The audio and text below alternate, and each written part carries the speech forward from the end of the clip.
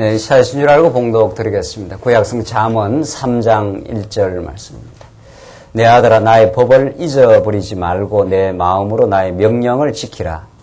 그리하면 그것이 너로 장수하여 많은 해를 누리게 하며 평강을 더하게 하리라.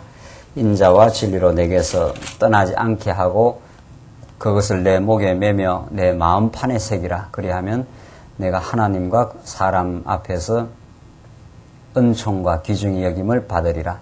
너는 마음을 다하여 여호와를 의뢰하고 그 내 명철을 의지하지 말라. 너는 범사에 그를 인정하라. 그리하면 내 길을 지도하시리라. 우선 6절까지 봉독 드렸습니다. 오늘 지금 잠언서에 개진되는 말씀을 통해서 하나님의 주권성을 노래 부르는 진리의 말씀을 우리가 확인해 가고 있습니다. 어떤 성경도 마찬가지지만 특별히 잠언은 어떤 시각으로 이 잠언을 보느냐 하는 것은 잠언을 바르게 이해하는 데에서 그 결정적인 그 문제를 가져옵니다. 잠언에 나타난 부분적인 가르침들을 마치 도덕적 교훈, 우리더러 이러쿵 저러쿵 하라는 어떤 일반적인 수평적 차원의 교훈으로 받아들이게 되면은 잠언이 우리에게 개진하는 그 심오하고 놀라운 그 하나님의 주권성에 대한 계시가 사라져 버리고 맙니다. 잠언을 포함한 성경 모든 말씀은 도무지 하나님이 어떠하신 분인가, 하나님 얼마나 위대하시고 우리를 향하신 그 사랑과 은혜의 깊이가 넓고 크신 분이신가, 그것은 예수 그리스도라고 하는 계시의 절정인 사건을 통해서 우리에게 마침내 드러내시고 우리에게 보여주시는 사건이라 하는 것이 우리의 성경을 우리가 대하는 기본적인 그 시각입니다. 잠언 역시 하나님이 잠언을 포함한 모든 시가서가 하나님의 어떠하심, 하나님의 성품 혹은 속성을 우리에게 잘 계시해 주시는데, 우리가 지금 살피는 그 잠언의 말씀은 하나님의 주권성을 드러내시되 우리에게 지혜라고 하는 하나님의 계시 방편을 통해서 당신의 주권성을 드러내십니다.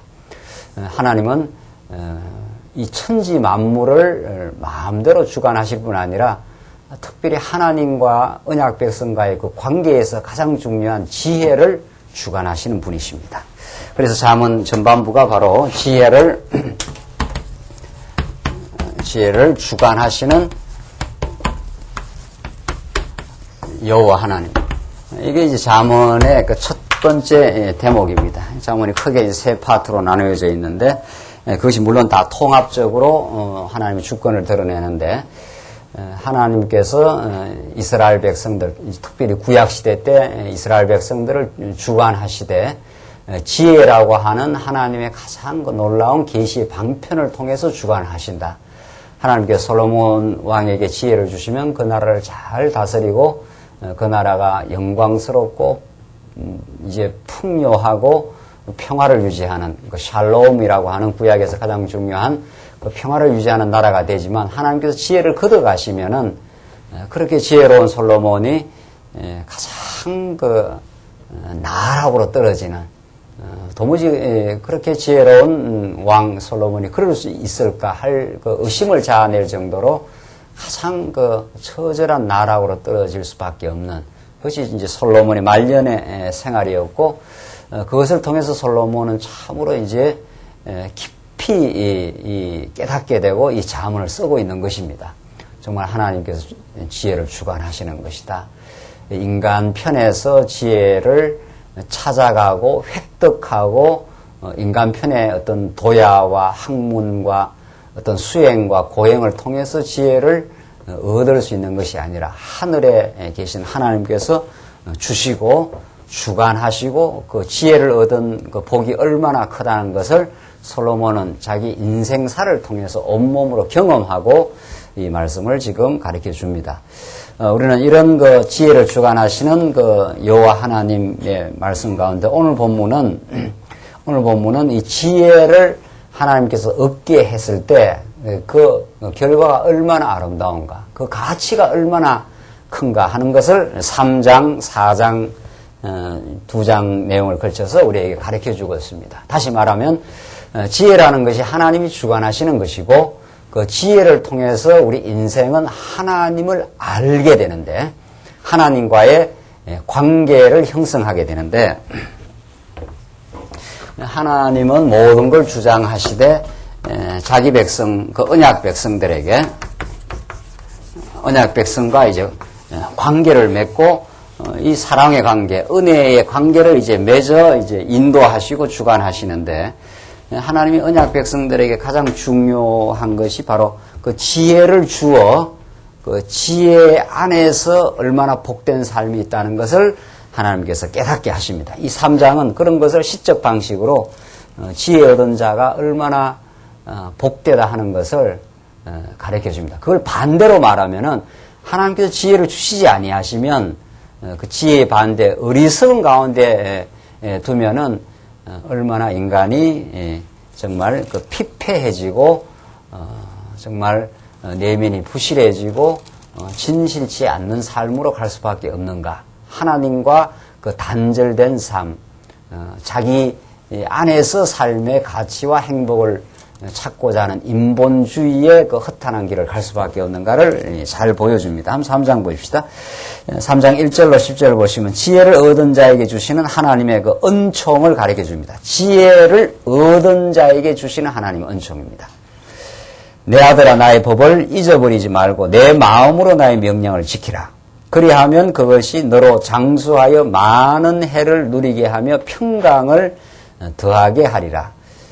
요 문법적으로 이제 번역에 좀 무리한 번역이 있는데 나의 명령을 지키라 이렇게 명령문으로 떨어지고 그리하면 이렇게 내가 이렇게 하면 그 다음 너가 장수하고 평강을 누린다 이렇게 되어 있는데 이게 전부 이 3장 내용에 계속 이제 그리하면이라는 게 많이 나오는데 왜 혹은 히브리어로 키 이런 말인데 이것이 그냥 대등 접속사입니다. 이게 조건문이 아니고 조건문이 아니라 그래서 대등 접속사로 되어 있어서 마치 이 본문을 잘못 이해를 하면은 내가 이렇게 해야 이렇게 복이 온다 이런 식으로 그 번역이 되어 있는데 그렇지 않습니다. 그러니까 그냥 하나님께서 우리에게 지혜를 주시고 지혜를 얻을 것을 촉구하시고 근본적으로는 지혜를 우리 마음판에 우리 마음속에 새길 수 있도록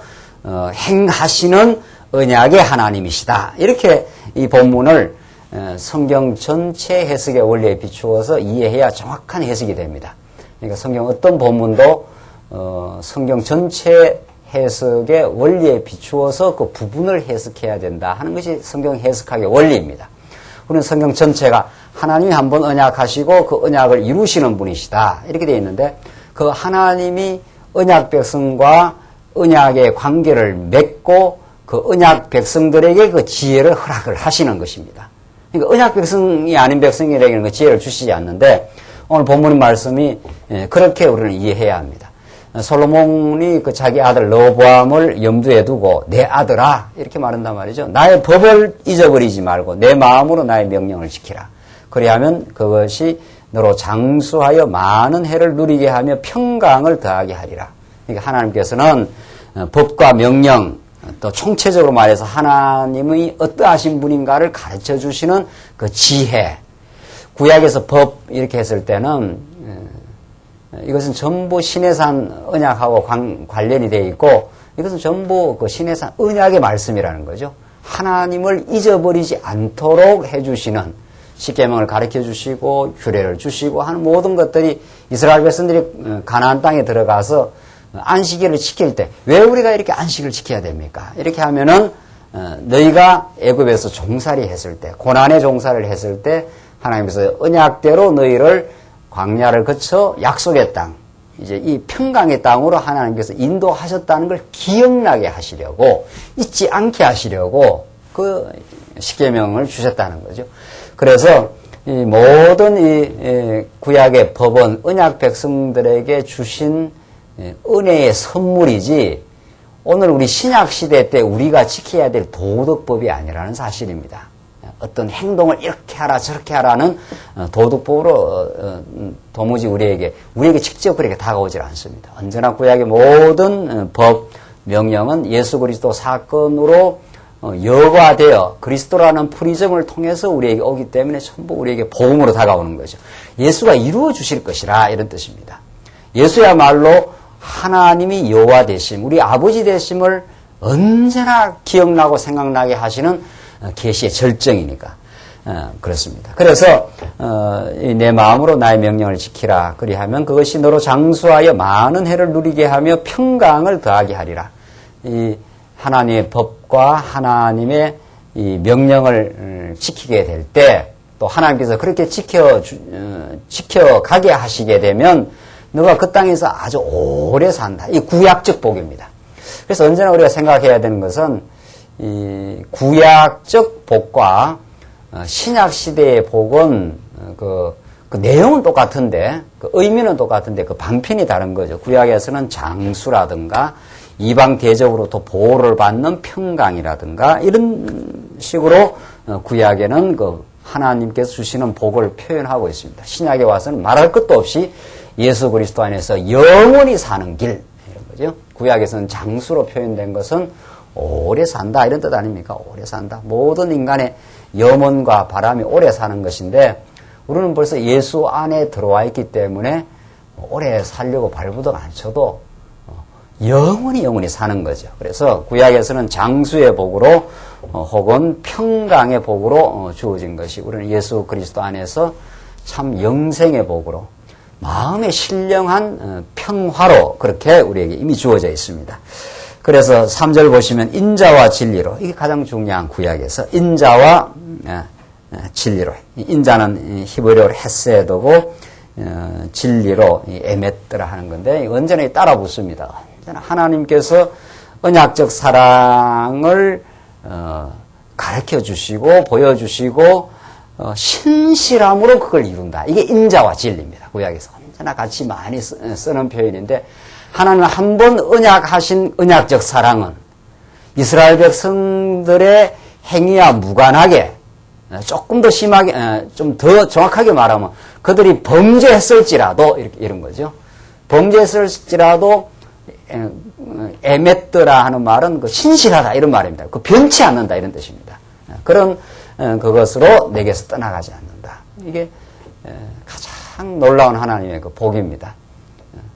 하나님은 이스라엘 백성들의 행위를 따라 갚으시는 분이 아니라 하나님의 작정하신 언약하신 뜻을 따라서 그 뜻을 실행하시는 분이시되 그 하나님은 신실한 방식으로 실현을 하신다. 이게 우리가 영원히 그 믿을 근거가 되는 거죠. 그래서 오늘 많은 크리스찬들이 자기가 하나님 앞에 충성하고 교회 앞에 많이 봉사하면은 하나님 앞에 나아갈 수 있을 것 같고 만약에 좀 실수했다라든가 범죄했다라든가 하나님의 길을 떠나갔다라든가 이럴 때는 하나님 앞에 나오는 걸 두려워한다면은 그건 복음 안에 들어와 있는 게 아니죠. 우리는 때로는 실수할 수도 있고 미숙하게 살 수도 있지만은 하나님은 우리를 향하신 사랑은 일양 미쁘시니 신실하시고 우리의 허물을 덮어주시고 우리의 그 못난 부분을 익히 잘하시고 우리를 다시 긍휼을 베풀어서 우리를 다시 회복시켜 주시는 분. 이것이 우리가 그 대면하는 아버지의 상입니다. 우리가 대면하는 아버지의 상 그런 분이라는 거죠. 한결같은 분. 우리에게 징계를 가하기는 하지만은 형벌을 주지 않는 분. 이것이 다 인자와 진리라는 뜻입니다. 인자와 진리로 내게서 떠나가지 않게 하고 그것을 내 목에 매며 내 마음판에 새기라. 이렇게 되어 있어요.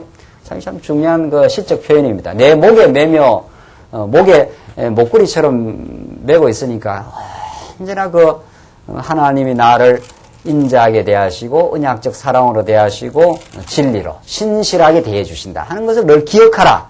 그래서 실수했다가도 하나님의 그 인자와 진리를 기억하고 담대하게 나오라 이런 뜻입니다. 아버지 앞에 나올 때 두려워하지 마라. 아버지 앞에 실수했는 걸 그대로 고백하라.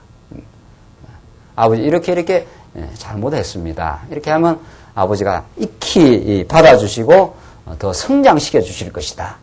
그래서 이 목에 매라 내 마음판에 새기라 이렇게 봐. 마음판에 새겨놨기 때문에 언제나 그게 기억나는 거란 말이죠.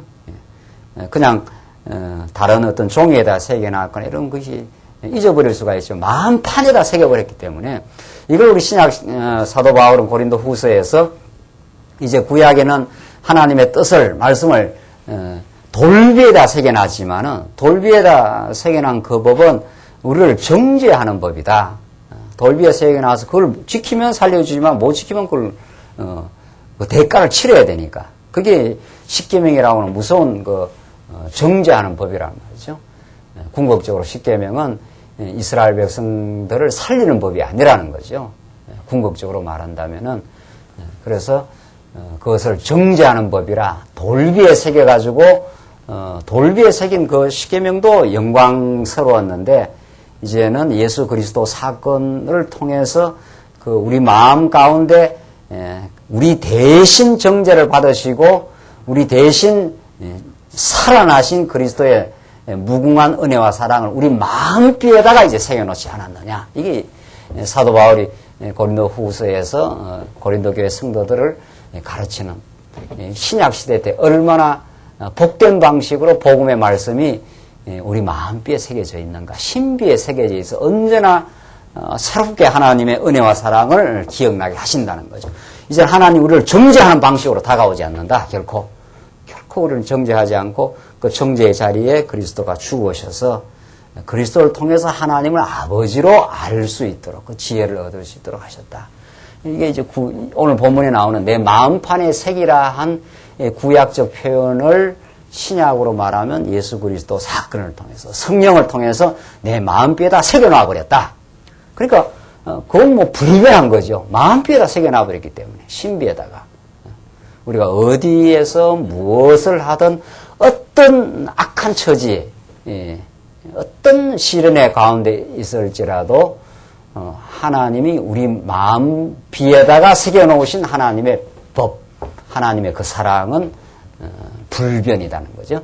그래서 이게 중요한 것입니다. 이게 그래서 지금 하나님의 그 지혜의 말씀을 솔로몬은 내 아들아 이거 꼭 잊어버리지 말라. 네가 마음판에 새기는 그것이 내한테 얼마나 그 유익한 일이 될지 모른다. 이렇게 구약에서 많이 촉구하고 권면하고 명령한 방식이 전부 우리 신약시대 때는 이제는 여호와를 알라 안 하겠다. 이게 에레미야의 말씀입니다. 구약에는 계속 알라 했단 말이죠. 또 십계명판 갖다 대고 또 가르쳐주고 또 가르쳐주고 이랬는데 이제는 알라 안 한다. 이미 알 수 있도록 우리 마음뼈에다가 새기고 이제 새 언약의 영을 우리 마음에다 심겨버리겠다. 이게 이제 그 새 언약의 메시지입니다. 그래서 물론 오늘 수요일날 이렇게 나와서 이렇게 말씀을 깨달으니까 알지. 내가 안 하면 어떻게 아느냐. 이렇게 이제 또 알미니안 주의자들은 자꾸 우리 인간이 이렇게 하니까 하나님께서 깨닫게 한다는 거죠. 그거는 그게 아니라 하나님께서 여러분과 저로 하여금 이미 우리 마음뼈에다가 새겨버리고 성령이 찾아오셔가지고 이 험난하고 죄악 많은 세상 가운데서 말씀을 안 들으면 안 되도록 하나님께서 내 여건과 마음을 인도해서 나오게 하신 것입니다. 오늘 이렇게 나오게 하셨어요. 이거 믿어지십니까? 그러니까 이 나오게 되는 배경을 이렇게 살펴보면은 안 나오면 안 되도록 그렇게 하나님께서 우리 정황을 만들어 놓습니다. 그걸 하나님이 인도하신다는 겁니다. 그러니까 하나님의 언약 백성은 지금 이렇게 나오게 할 수도 있고 지금 교회 좀 못 나오시는 성도님도 있지 않나요? 뭐 수요일이 됐든 주일이 됐든 그분도 하나님의 통치의 간섭 속에서 떠나가 있지 않습니다. 틀림없는 거죠. 뭐 여러분이나 저도 뭐 저는 그게 분명하잖아요. 저는 뭐 아예 예수를 안 믿었으니까 영 안 믿고 살았을 때는 하나님의 통치 받기 위해서니까 그렇지 않습니다. 그게 언젠가는 말씀 앞으로 나오지 않으면 안 되도록 갈증과 삶의 질문과 도무지 진리 앞으로 나오지 않으면 안 되도록 그렇게 이미 뭐 그런 세월을 다 이렇게 소위 그 밭갈이를 해놓은 겁니다. 그리고 정확한 타임이 되면은 하나님께서 전도자를 보낸다든가 말씀을 접할 수 있는 계기를 하나님께 주신다든가 이렇게 해서 말씀을 듣도록 그렇게 만들어 가십니다. 그러니까 오늘 이 예배당에서만 하나님 역사하는 게 아니라는 거죠. 그러니까 우리가 우리 자녀들도 좋고 우리 이웃도 좋고 어떤 우리가 정말 이 말씀을 꼭 들었으면 좋겠다 하는 우리 성도가 있을 때는 우리가 할 수 있는 일이 기도라는 거죠. 우리가 이렇게 목을 비틀어서 데리고 나오지는 못해요. 우리 억지로 되는 법이 없단 말이죠. 그러니까 우리가 할 수 있는 일이 하나님 저 영혼이 꼭 말씀을 듣고 하나님 택한 백성으로서 진리의 깨달음 속에 평화를 누리고 살아야 되는데 하나님의 방법과 하나님의 때를 따라서 돌아오게 하시옵소서. 이제 우리가 할 일이 그거 아니에요. 그 기도 꼭 필요한 거죠. 그 기도를 하나님께 들으시고 또 정확한 타이밍에 하나님께 돌아오게 해요. 그 돌아오게 된다 이런 뜻이 도저히 다른 어떤 것으로는 갈증이 나서 살 수 없도록 만들고야 합니다. 오늘도 우리 성도님 한 번하고 식사하면서 이렇게 이야기 나눴는데 젊을 때야 뭐 돈 버리고 이름 내고 뭐 이게 삶의 목적이 될 수 있잖아요. 그게 뭐 굉장한 삶의 무슨 가치인 것을 알면 조금 더 나이 한번 들어보죠. 정말 저보다도 훨씬 연세 많으신 우리 뭐 장로님이나 권사님 뭐 70 넘어가고 80 되는 분들은 그게 정말 무의미하다는 걸. 그건 다 하나님께서 베풀어 주시는 삶의 여건일 뿐이고 좀 넉넉할 수도 있고 좀 적을 수도 있고 그래도 다 사는 거 아닙니까? 그게 내 삶의 궁극적이고 내 인생을 풍요하게 하는 가치가 아니라는 것을 이제 나이 들면 안다는 거죠. 그러니까 젊을 때 그렇게 나가 있더라도 하나님이 택한 백성이라면 언젠가는 그것으로는 만족하지 않구나. 안 그러면 한번 밑바닥을 칠 때가 있다라든 그렇게 해서 돌아오게 하시는 거죠. 그렇게 해서 돌아오도록 하나님께서 만드신다. 그걸 우리가 믿고 그렇게 우리가 간절하게 기도하고 그 영혼을 사랑하기 때문에 그렇게 하나님께서 역사를 하십니다. 이게 하나님이 하시는 일입니다.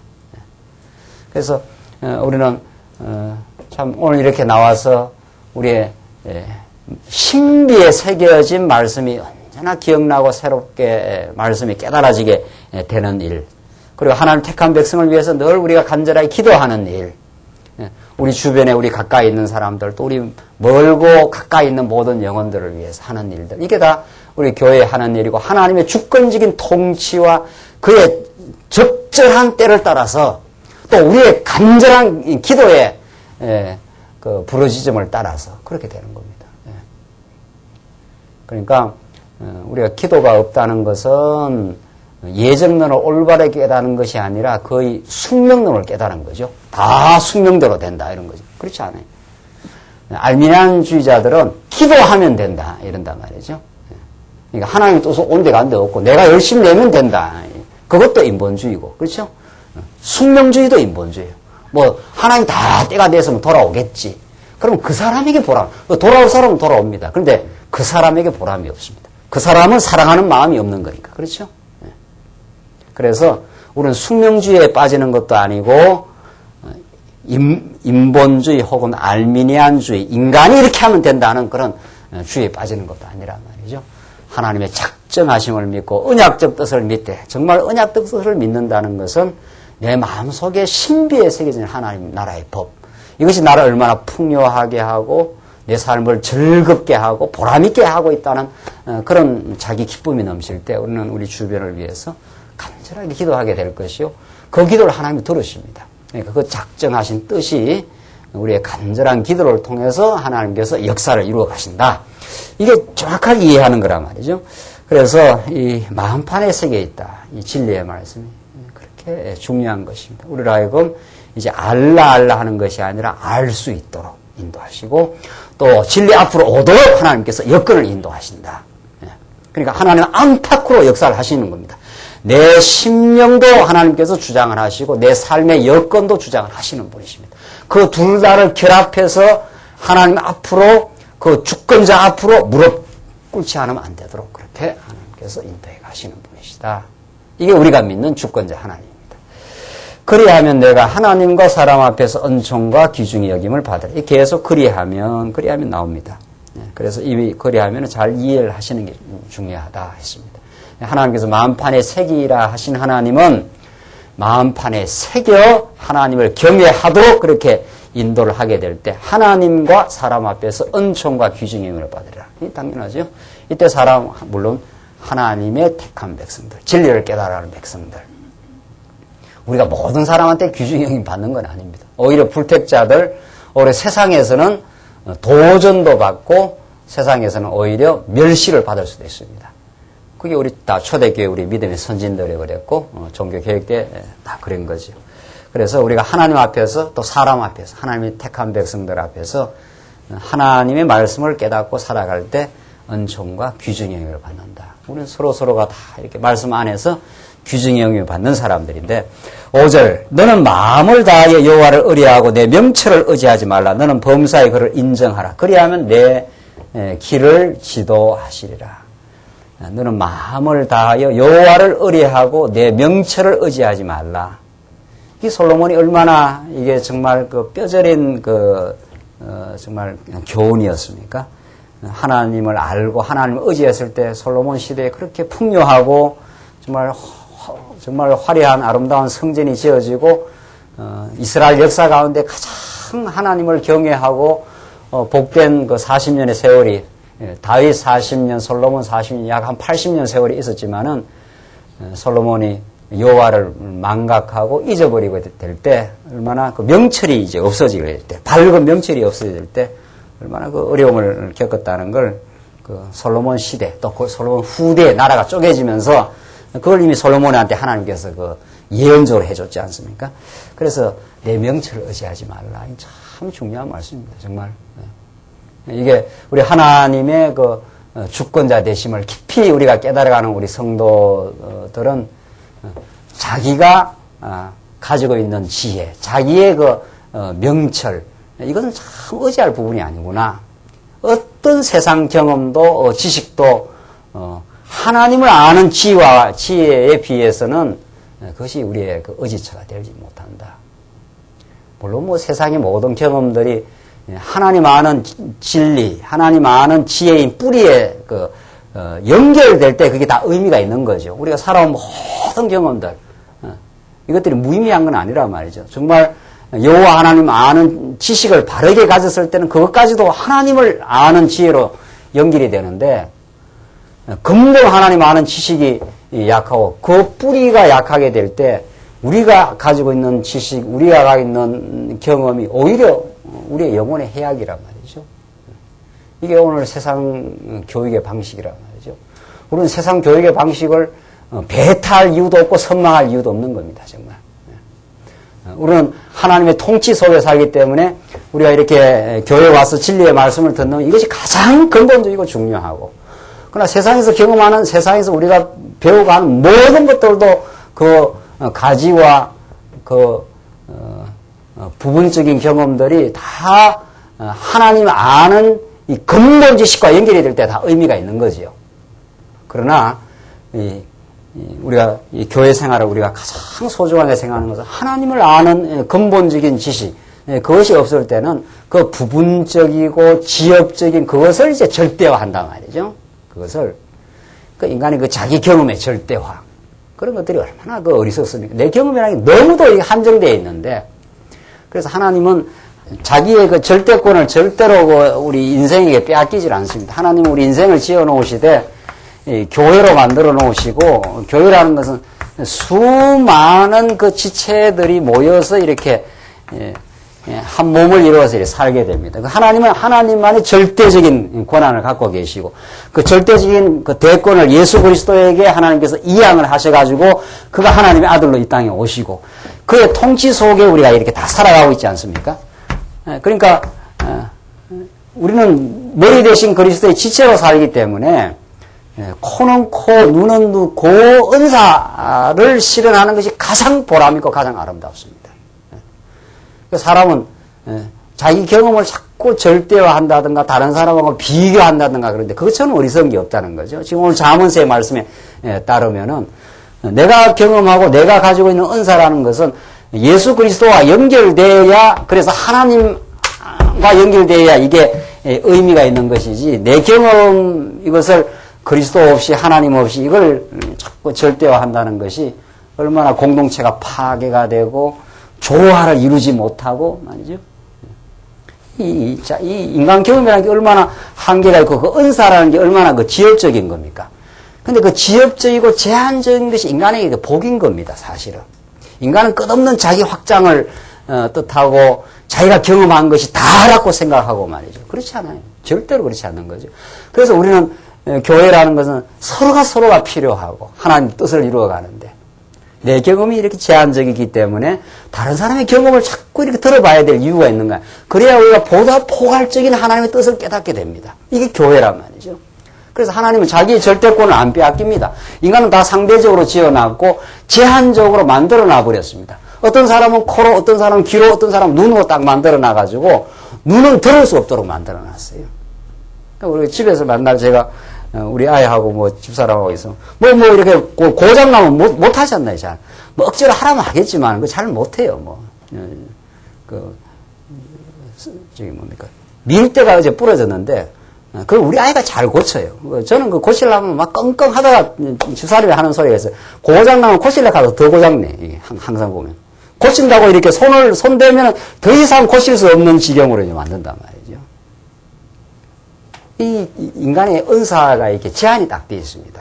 이것도 잘하고 저것도 잘하는 사람이 없습니다. 그렇게 만들어 놓지는 않았습니다. 우리는 팔방미인이라 그러지만 어떤 사람은 그렇지 않습니다. 그 사람이 결정적으로 안 되는 게 있습니다.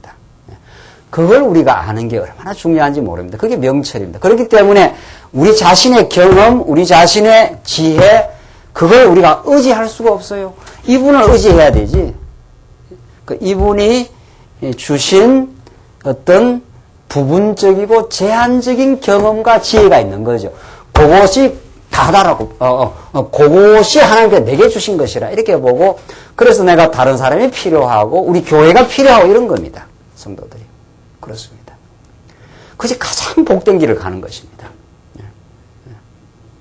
그럴 때 교만할 이유도 없는 것이고 자기에게 준 그 부분적인 거지만 하나님이 주셨기 때문에 가장 소중하고 가장 복된 것입니다. 그게 또. 그래서 이 세상 사람들이 최고를 뜻하고 최고를 원하고 가장 많은 걸 원하지만 그것처럼 허망한 것이 없습니다. 그렇게 되지도 않을 뿐더러 그러느라고 언제나 갈증이 날 뿐입니다. 여러분들, 여러분과 저에게 주신 것이 얼마나 소중하고 그게 최고입니다.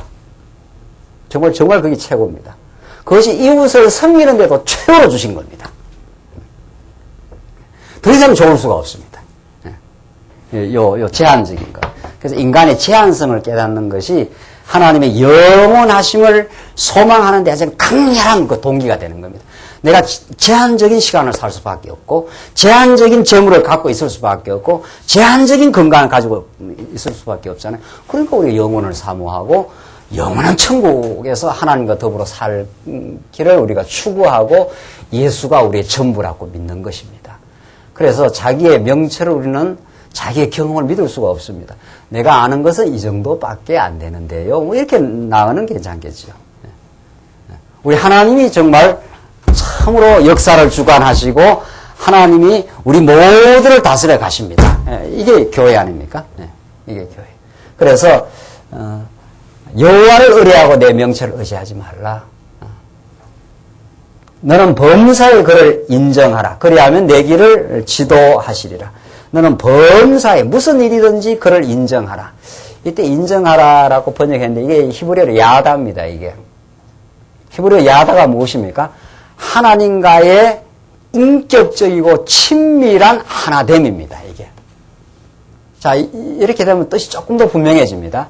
인정하라 하는 것은 이렇게 지식적으로 이게 하나님이 하셨다 이 정도 의감으로 다가오는데 이 히브리어로 이게 그를 인정하라 하는 게 야다기 때문에 범사에 하나님의 그 통치와 하나님이 모든 걸 주관하신다고 체험적으로 인정하는 것입니다. 이게 모든 것을.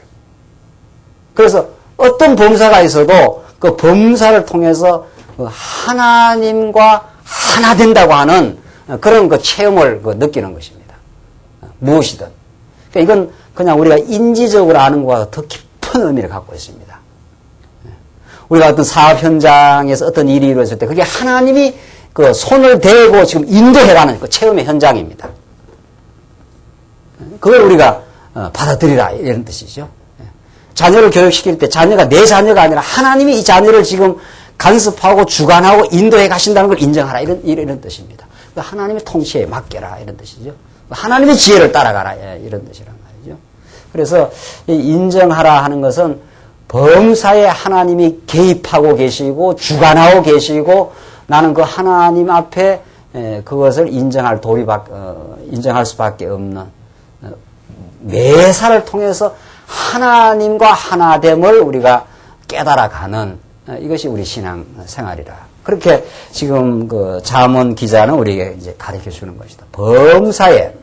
범사에 하나님의 깊은 의도를 가지고 지금 인도하고 있기 때문에 그 어떤 일을 통해서도 하나님과 하나 되는, 하나님과 이 교감을 느끼는, 이게 중요해요. 그러니까 우리가 성경 말씀은 세상 이론이 아니란 말이죠.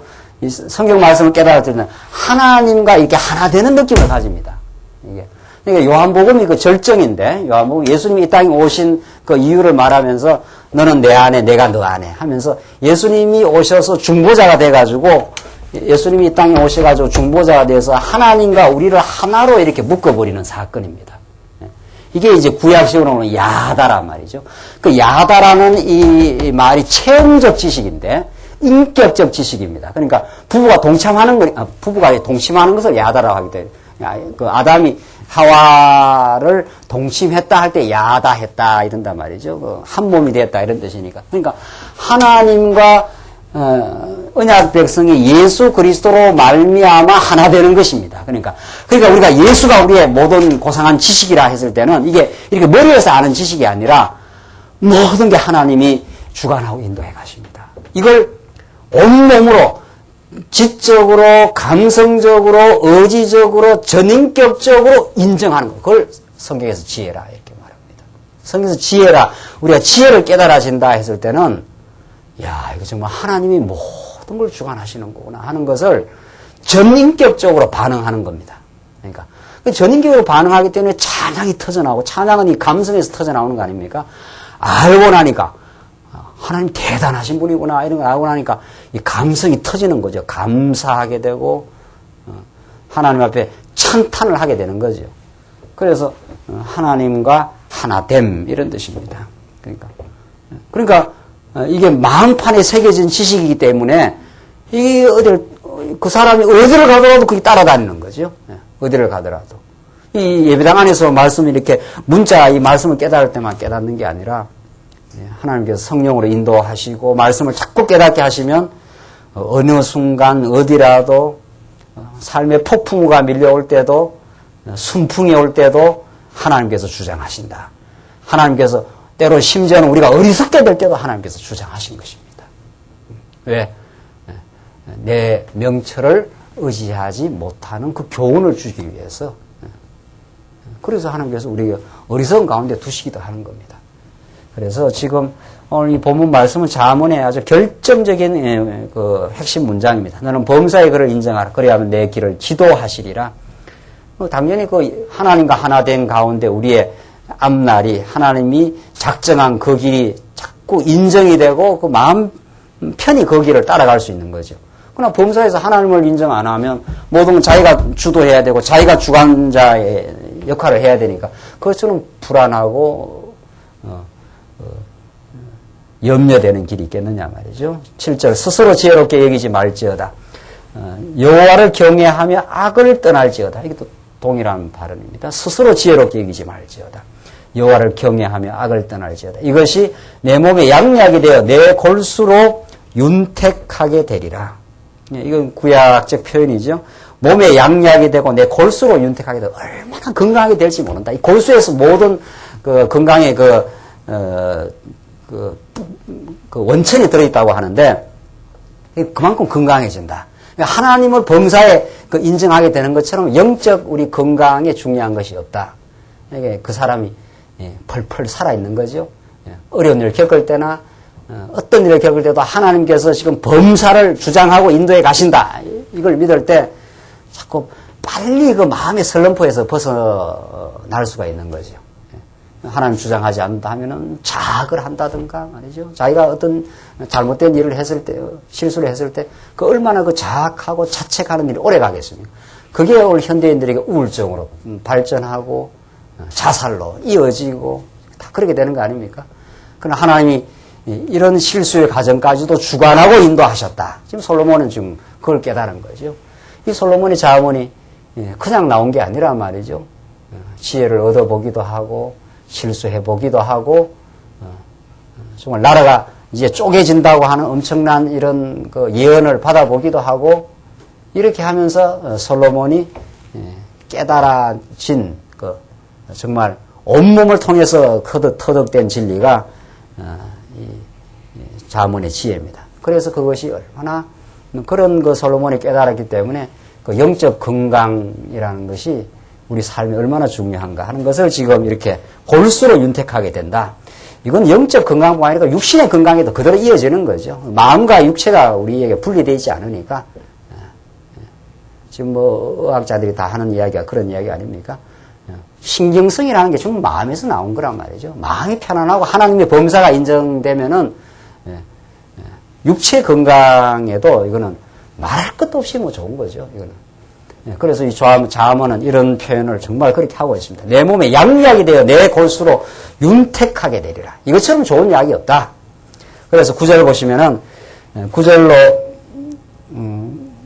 10절까지는 이제 그 결과가 나오는데 내 재물과 내 소산물의 처음 익은 열매로 여호와를 공경하라. 그리하면 내 창고가 가득히 차고 내 적들의 새 포도즙이 넘치리라.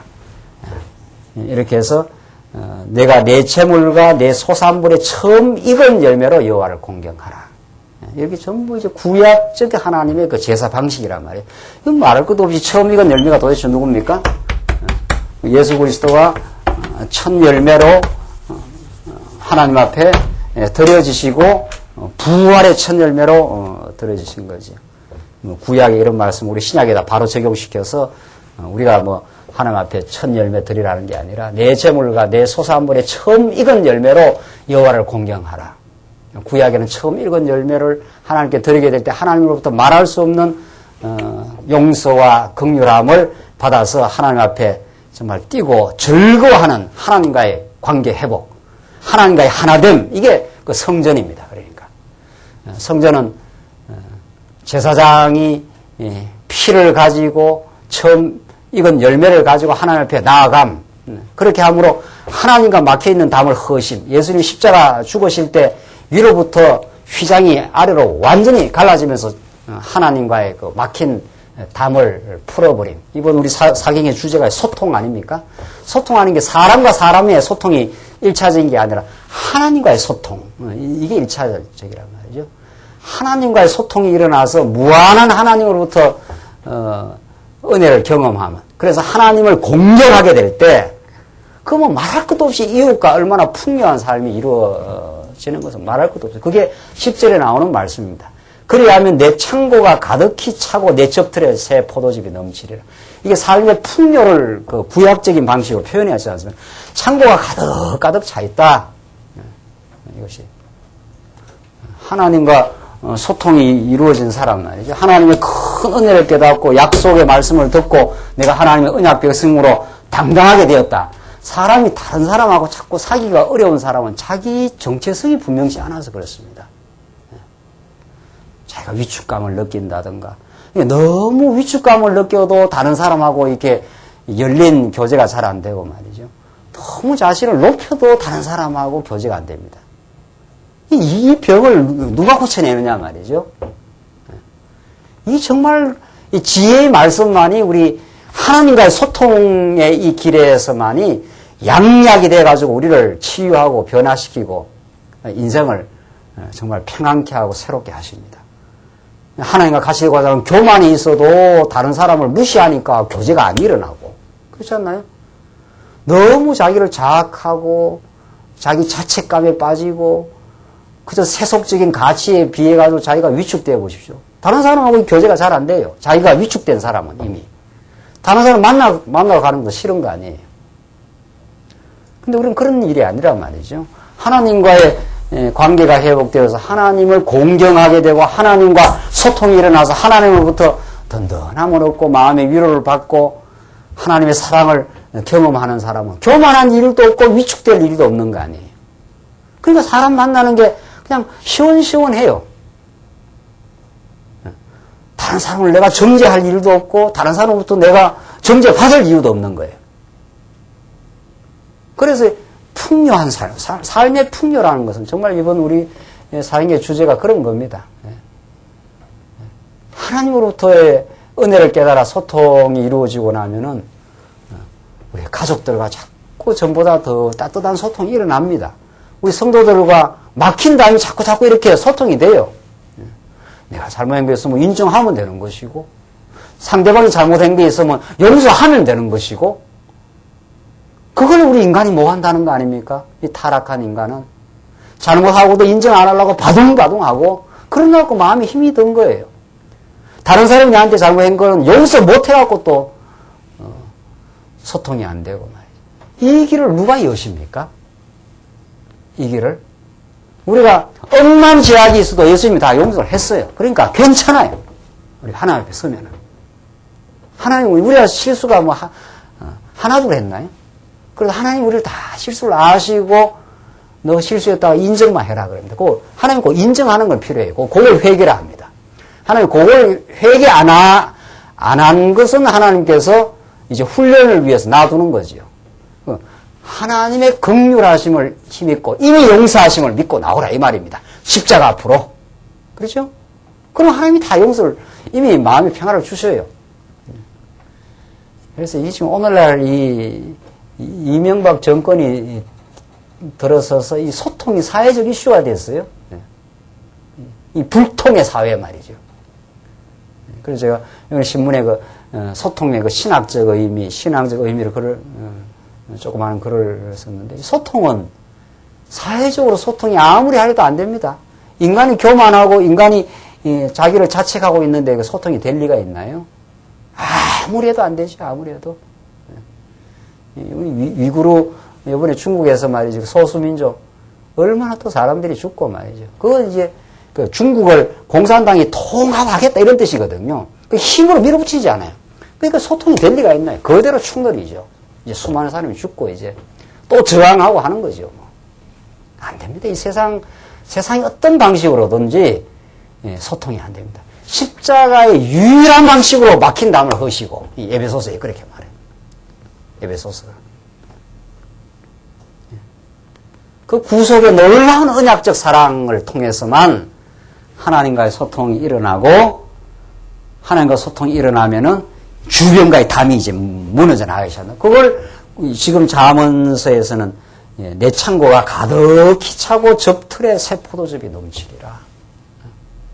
그래서 우리 다른 사람들과 자꾸 막힌 담이 자꾸 허물어져 나가고 서로 용서할 거 있으면 마음이 너그러서 용서도 하게 되고 내가 실수한 거 있으면 실수하고 그래서 뭐 우리 인간 언어가 아주 간단해요. 그 영혼을 살리는 말 한번 책 한번 읽어보십시오. 아주 간단해요. 내가 잘못했습니다. 이러면 그거 아주 되는 겁니다. 감사합니다. 이러면 되는 거고 말이죠. 하나님 앞에서. 그 몇 가지 중요한 언어가 있습니다. 아주. 참 감사합니다. 이게 너무도 아름다운 언어 아닙니까? 잘못했으면 내가 참 이렇게 잘못하게 됐습니다. 뭐 그것은 얼마나 좋은 언어가 있나요? 죽어도 잘못 고백 안 하고 그저 교만해서 감사의 언어가 없고 뭐 이러면 소통이 안 되는 거죠. 뭐 그럼 왜 하나님은 잘 몰라 그런 겁니다. 하나님 보내신 예수 그리스도가 하나님과 막힌 담을 헐고 이 땅에 찾아오시고 정말 놀라운 그 은혜를 우리에게 베풀어 주기 위해서 하나님은 구약 시대 때 처음 익은 열매로 하나님을 공경하라. 처음 익은 열매로 하나님과 막힌 담을 흘러나가라. 그러면 하나님이 성전에서 너를 만나주겠다. 이거 아닙니까? 그 처음 익은 열매가 바로 뭐냐 말이야. 예수 그리스도 사건이에요. 우리는 뭐 새롭고 산 길이 활짝 열려 있어요. 그게 영적인 세계라는 겁니다. 활짝 열려 있기 때문에 그 앞으로 나가고 나가면 그저 마음의 평화를 얻습니다. 여러분과 저를 온전하게 수용해주고 받아주시는 그분이 우리 앞에 계시고, 그래서 우리는 이번 사경회를 통해서 더 폭넓은 소통을, 더 깊은 소통을 우리가 해나가기로 정말 그렇게 염원하고 기도하고, 그래서 이 말씀의 능력이 우리 안에서 정말 역사해서 우리 안에 하나님 나라를 이루고 의와 평강의 나라를 이루기를 우리가 간절히 바라는 거죠. 신약식으로 말하면 우리 안에 의와 희락과 평강이 넘치는 하나님의 나라. 구약식으로 말하면은 내 창고가 가득히 차고 내 접틀에 포도즙이 넘치리라. 풍요하다 이런 뜻입니다. 서로서로를. 내 아들아 여호와의 경계를 경히 여기지 말라. 그 꾸지람을 싫어하지 말라. 대저 여호와께서 그 사랑하시는 자를 징계하시기를 마치 아비가 그 기뻐하는 아들을 징계함같이 하시느니라. 이 징계가 얼마나 중요합니까? 아버지는 사랑도 하지만 다른 편으로 엄하게 징계하는 게 있다는 거죠. 그래야 바르게 갈 수 있으니까. 삐뚤어질 때 반드시 징계를 통해서 그렇게 해주신다.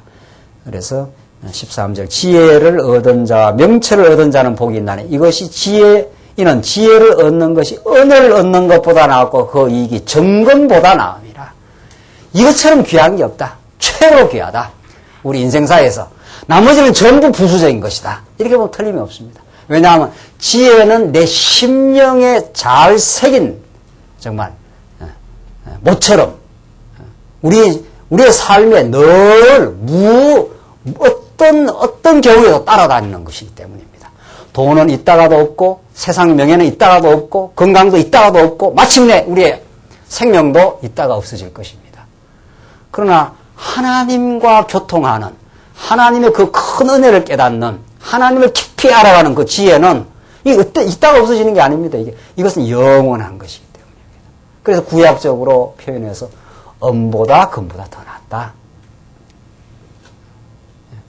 오늘 수요기대 나오면은 은행 가서 돈 1,000만 원 얻은 것보다 이렇게 해야 실감이 나니까 오늘 1,000만 원 얻은 것보다 못하겠습니까? 낫겠습니까? 이게 훨씬 낫죠. 훨씬 나아요. 훨씬. 우리가 예수를 믿고 사는 거 이것처럼 중요한 게 없습니다. 금보다 은보다 더 낫다. 왜냐하면 이거는 언제나 우리 심령의 평화를 주장하는 힘이기 때문에 그렇습니다. 이것은 우리의 이웃과의 소통의 원천이기 때문에 그렇습니다. 모든 걸 다 가져도 가까운 사람하고 소통이 안 되고 불화하면 힘든 겁니다. 그렇지 않습니까? 정말 이 진리는 은보다 금보다 더 귀한 생명의 말씀입니다. 기도하십시다. 자비오신 하나님 아버지 은혜를 감사합니다. 오늘 이 자문의 말씀 통해서 참 우리 삶을 지혜롭게 하시는 우리 삶 속에 막힌 담을 흘게 하시고 참으로 우리 인생을 주 앞에서 평화롭게 하시고 정말 형통하게 만들어 가시는 우리 여호와 하나님에 관한 지혜의 말씀을 오늘 들었습니다. 하나님 참 주권자 되셔서 이 지혜를 주관하실지인데 우리에게 이 지혜를 허락하시옵소서. 그래야 여호와 하나님 아는 지식이 그리스도를 아는 지식이 가장 고상함을 인하여 우리 인생의 그 말씀에 의해서 변화하여 주 앞에 우뚝 서게 하시옵소서. 우리 주변에 덕을 세워가는 참 성숙한 인생으로 우리를 지켜주시옵소서. 예수님 이름으로 기도하옵나이다. 아멘.